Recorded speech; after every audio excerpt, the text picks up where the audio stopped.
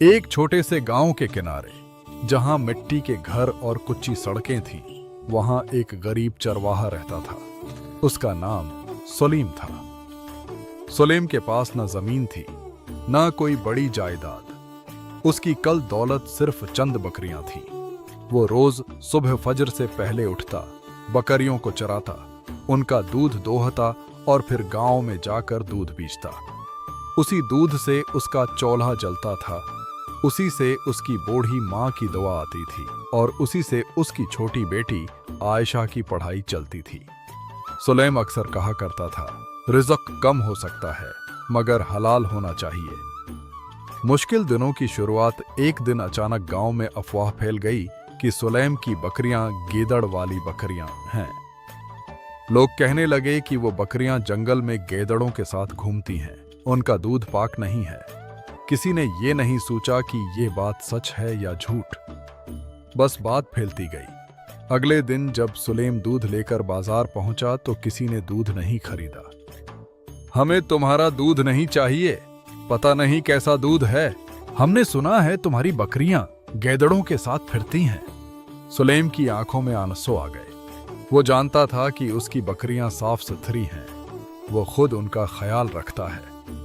मगर गरीब की सच्चाई कौन सुनता है।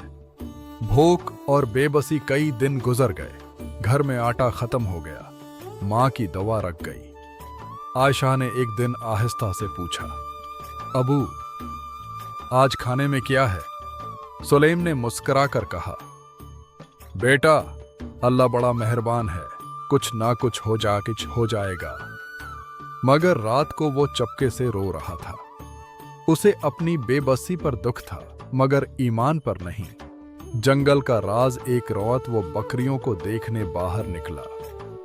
उसने देखा कि दूर अंधेरे में वाकई एक गीदड़ घूम रहा है।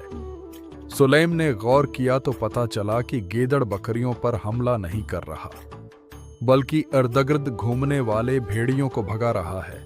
वो हैरान रह गया। शायद उसी लिए उसकी बकरियां कभी नुकसान में नहीं गईं। गैदड़ रोज आता, चुकर लगाता और चला जाता। सुलेम ने दिल में सोचा, या अल्लाह, तेरी मखलूक भी अजीब है। जिसे लोग बुरा समझते हैं वही हिफाजत कर रहा है। सच्चाई का इम्तिहान। एक दिन गांव के एक अमीर आदमी की भेड़ें जंगल में गईं और भेड़ियों ने हमला कर दिया। काफी नुकसान हुआ, लोग खौफजदा हो गए। मगर हैरत की बात यह थी कि सुलेम की बकरियां महफूज थीं। अब लोगों को शक हुआ, वो छिपकर देखने लगे और फिर उन्होंने देखा कि वही गीदड़ इर्द-गिर्द चक्कर लगा रहा है और दूसरे दुरंदों को दूर भगा रहा है। गांव के बुजुर्ग ने कहा, हमने सुलेम पर झूठा इल्जाम लगाया, हमने तहकीक नहीं की। सच्चाई की जीत। अगले दिन पूरा गांव सुलेम के घर आया। हमसे गलती हो गई, हमें माफ कर दो। सुलेम ने सिर झुकाकर कहा, मैंने आप सबको माफ किया क्योंकि रिज़्क अल्लाह देता है, बंदे नहीं। लोगों की आंखों में शर्मिंदगी थी। दिन के बाद सुलेम का दूध सबसे ज्यादा बकने लगा। लोग कहते, यह दूध सिर्फ हलाल नहीं, बरकत वाला है।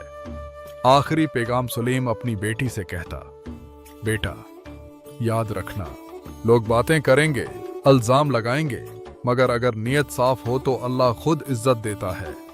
और वो गैदड़, वो कुछ दिन बाद आना बंद हो गया, जैसे उसका काम मुकम्मल हो चुका हो।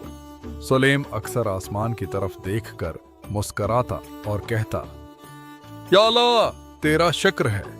कहानी का सबक, गरीब की इज्जत भी इतनी ही कीमती है जितनी अमीर की। अफवाह सबसे बड़ा जुल्म है।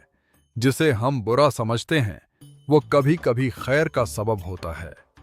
सब्र और सच्चाई आखिरकार जीत जाते हैं।